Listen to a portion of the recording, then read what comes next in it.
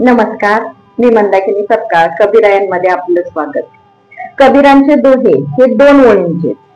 या 2 ओळींच्या दोह्यांना साख्या असंही म्हटलं जातं.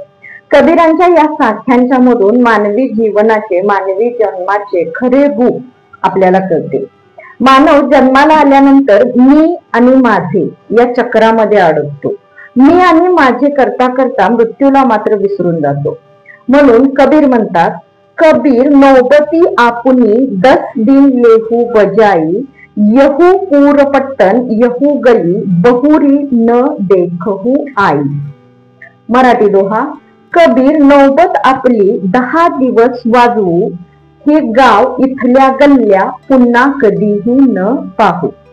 कबीर म्हणतात, आपल्याला मिळालेला मानवी जन्म आणि या जन्मात मिळालेला वेळ ही आपल्यासाठी नौबत आहे. नौबत म्हणजे 9 वाद्य मिळून तयार झालेले वाद्य. हे नौबत आपल्याला खूप चांगल्या प्रकारे वाजवायचे आहे. म्हणजे कमी वेळात आपल्याला जास्तीत जास्त सत्कार्य, चांगलं कार्य केलं पाहिजे. कारण मृत्यूनंतर इथले गाव, इथले शहर, इथले रस्ते, गल्ल्या आपण पुन्हा कधीही पाहू शकणार नाही. आपल्याला आयुष्यामध्ये आपल्या समोर येणाऱ्या सुखाच्या, दुःखाच्या वाटा आपल्याला पुन्हा अनुभवता येणार नाही.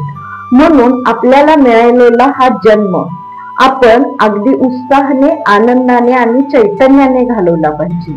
म्हणून कबीर म्हणतात, कबीर नौबती आपुनी 10 दिन लेहू बजाई, यहू पूर पट्टन यहू गली बहुरी न देखहू आई.